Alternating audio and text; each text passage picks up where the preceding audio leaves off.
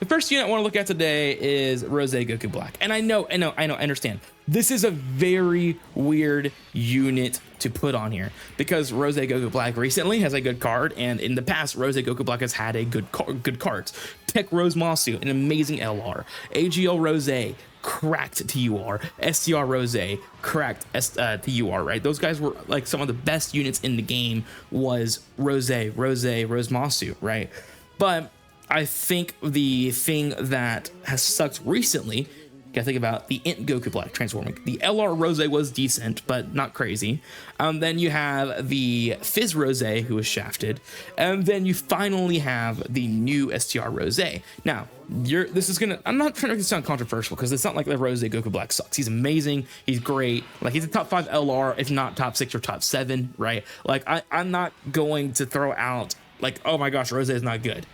But what I'm trying to say, though, is I do think that when you are looking at his comparison to the Gogeta, the Blues, Omega, right? He definitely got the short end of the stick there. And it doesn't mean he's bad. I think he's great. His animations are pretty decent overall. Has some great quality animations on certain shots as well. But I think the thing that sucks here is, one, he didn't fuse into Fusion Zamasu, but two, I think the biggest thing as well is he's just not going to age extremely well. They could, but we're definitely going to get looking at the fact that he's really relying on damage reduction and guard with just enough defense to survive. And during the Global Dokkan campaign meta, we don't know what he's going to look like after. But if you're going to look at the overall picture of Rose, right? Rose used to dominate the game like crazy. Now he's had some times where he's looked good, but he's never really got his footing back since. It doesn't mean that, I don't know how to explain it. Like, I think Rose is a great unit, but I think through the history after his first introduction into, to Dokkan and stuff like that, they've really went away from him and really looked towards like Gogeta Blue and Vegeta Blue as the units they want to constantly produce from Super, and Rose kind of got left in the dark after that. Next, I'm going to talk about Baby Vegeta. Now, this unit is really weird to talk about now, too, because clearly Baby Vegeta just got a new premium Dokkan Fest unit, right? We've got our first premium Dokkan, or like just premium baby unit in general since 2019. That is when we got the 4th year LRs, and Part 2 LR was Baby Vegeta. So it has been 6 years and change since we've gotten a Baby Vegeta in the game. But I think the problem is this unit just doesn't do anything miraculous. I think there's a lot of things they've done in this game that have really peeved me a bit, which is spam the same characters and they're always good. But then they bring out units that have never had Spotlight or a very limited Spotlight, and they come out and they're just not good. Baby Vegeta didn't need to be groundbreakingly broken. But I think the problem is when I look at this unit, like after using them some more, I would rather use Hit.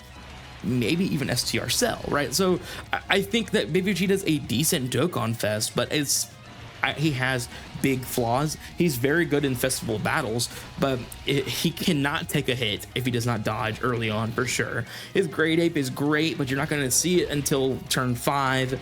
Relies heavily, well, turn 5 or turn 7, right? You have to run GT bosses or Corroded Body and Mind, but then you're never getting that damage reduction condition for Baby Vegeta unless you run full Corroded, but Corroded sucks. So there's a lot of issues with this Baby Vegeta unit, which I'm not surprised that he's limited to Corroded Body and Mind. In fact, when I was building concepts for Baby, I always expected that. But the issue is they are not giving him enough help. Yes, there's a good Rose, which we talked about earlier, but they need more. Baby Vegeta needs more to be good before we can talk about maybe they don't hate Baby Vegeta. But Super Baby 2 also wasn't miraculous. He wasn't groundbreaking. This Baby Vegeta is good, but not groundbreaking, and it puts us in a position to where GT Bosses is already a limited category, and it is amazing right now. But you cannot fumble one of the major villains of GT when there's only 3 bosses at all in GT that are even going to help this category at all.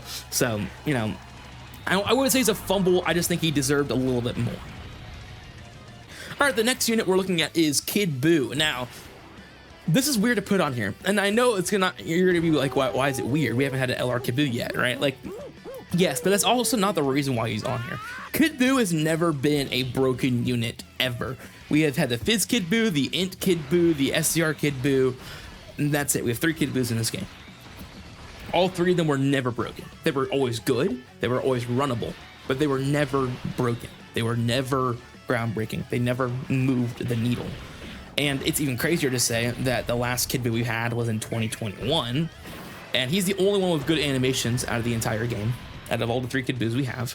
And on top of that, once again, they just were never good. We've not had an LR Kid Buu, and we've had 3 Genie Force LRs, like 3 Bobbity LRs, I think. We've had weird LRs, like gimmicky LRs. We have all of these things in this game that exist before LR Kid Buu. And I know it's a meme, I know we talk about it, it's whatever, but I think the biggest, the crazier thing is, like, we've had 2 Vegito Blues in 2 years, if you want to count the STR Blues Vegito Blue. If you don't, that's fine. What about 2 LR Omegas in 2 years, right? Like, we're getting so much repetition when there's units out there that don't have anything. And it's bothering because we have Daima with nothing at all, which, you know, we could just throw on this list right now. I didn't even think to put it on here, but clearly they hate Daima because it's been almost an entire year since it's been out, and we have not even seen anything past Mini Super Saiyan 3 Vegeta. And then on top of that, you know, we're getting Omegas and Vegito Blues like crazy, but we haven't seen a Kid Buu ever as an LR. Daima, there's no LRs from there. And there's some other units on this list we're going to talk about later that also do not have LRs that deserve representation. Like Scouter Vegeta, Kaioken, Goku don't even have Dokkan Fest yet. Like, there are pivotal moments in this game that do not have representation, but we're going to get our 5th Vegito Blue. And I'm all for fusions. I'm a fusion glazer. But you cannot tell me that there's not an issue when you start releasing units like the LR Int hybrids when Baby Vegeta could have got that LR, right? Or like Kaiku and Zehan, the intro LRs. Yes, they're cool, but they're gimmicky and they didn't need to be LRs yet. And we could have gotten Kid Buu and Omega in those slots, right? Or something, all right? And then later that year, instead of Omega being the LR for Full Power Super Saiyan 4 Goku, that could have been LR Baby or something like that, right? There's better ways to craft your schedule than giving us gimmicky stuff. And I get it. Maybe it sells them more money. I don't know. But what I do know is, right now, there is so many more units in this game that need representation, and maybe that helps the game keep going, but it's really annoying when you're 10 years in, you keep seeing the same things over and over and over again when more and more units deserve it than the 5th Vegito Blue or the 5th Gogeta Blue or something of that sort. This is one I know is going to draw a bunch of controversy on why he's on this list, but this is for Slavix. This is for Slavix because I think it's very reasonable to be frustrated with how they've handled Vegito recently in this game. Vegito, yes, early game was glazed like crazy, and maybe that's because of Toshi, right? He was glazed like insane. AGO Super Vegito, game breaking. Fizz Super Vegito, he was really good, right? But then you have the LR Int Vegito, really good. Tech Vegito Blue, amazing. Amazing for a bit. But then you have the STR Super Vegito, who was really good. So early on, Vegito, you know, had really good representation and had really good stuff. But after 2020, it all went downhill. And you could even argue Tech Vegito Blue is a fumble too, right? So really all you've had is Super Vegito then, right? And then before that, the 3 Super Vegetos. Since then, we did not have a single Super Vegito until 2025. And that we had the Vegito Blue in 2023. So we had a pretty long drought of Vegeta. We had some Gochetas in between. You know, don't worry about that. We got our Gochetas, but we did not get Vegito for a long time. And then Vegito comes out, you know, 2025. We're gonna look at the Super Vegito first. He looks like he got redeemed, right? Oh my gosh, Super Vegito is getting he's getting the craziest card in the game. He's number 1 by far. He's dominating 10th anti-meta. Like, he's one of the craziest units I have ever seen, right? And I would say that you could look at my previous videos that came out before the Global Dokkan campaign, and you're like, how do they age this guy? This guy's unageable. His base form is stupid. His fusion is crazy. How do you stop this guy? Oh, they figured it out. They figured it out all right, because he's nowhere near as dominant or as usable as he once was, and he was just good for like 6 months. It doesn't mean he's not good today, right? I'm not saying that. But he couldn't even dominate an entire year before they knocked him off his pedestal, and guess who they replaced him with? Well, it depends on who you ask. But either the Blues, who are a quote-unquote Vegito, not even Vegito, so Blues, or Super Saiyan 4 Gogeta, which I would say Gogeta, but I get the argument for the Blues. Right. So you put for the sake of argument, right? And even if you don't want to put him at 1, you got him at 2 or 3, right? So let's just put Gogeta at top 3, just for the general consensus, right?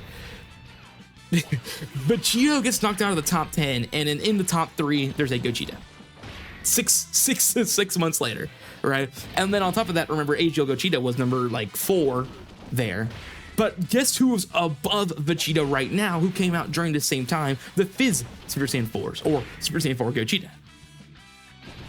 So it's even funnier when you look at that, is Gogeta's, both of them are way better than Tech Vegeta right now. And it's not really close. And Vegeta has waited 5 years to get Spotlight and still got overshined by 3 Gogetas. Gogeta Super Saiyan 4 AGL, Fizz G4, and the Tech DBS Gogeta and Golden Frieza. And if you also want to count the Tech Gods, and which I'm not, but if you want to, you can put them there too. Overran by 3 Gogetas. Insane work. Now, I know if you're comparing Vegito to all the other units in this game, yes, people would wish to have as much attention and cards in the game as Vegito does. But if we're comparing him, because Vegito we know is a main celebration unit no matter what, if we're comparing him to Gogeta, there is the ginormous gap in this game for some reason, and I don't know why. They hate Vegeta. They'll put him in main celebrations, and they'll find ways to shaft him. I don't know why. They just really want to make sure that Vegito's held in check.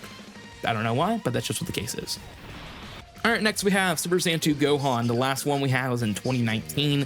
Yes, we did get the SDR Super Saiyan Goku and Gohan and the LR Tech Super Saiyan Goku and Gohan, but neither were actual Super Saiyan 2s. Yes, they both had an animation where they would transform inside of there, but neither of them actually were a standalone Super Saiyan 2 Gohan or transformed, and you could use the Super Saiyan 2 Gohan, right? So, you know, whatever you want to look at it as at that as, but I think the Super Saiyan 2 Gohan here just needs more justice. This guy's never been glazed heavy in this game at all. Now, there was one time, okay, that's not true. You know what? I'm going to take my sit back there. That's not true at all. The Super Saiyan Gohan, or Super Saiyan 2 LR Gohan, was cracked on release, and the AGL Super Saiyan 2 Gohan was really, really good.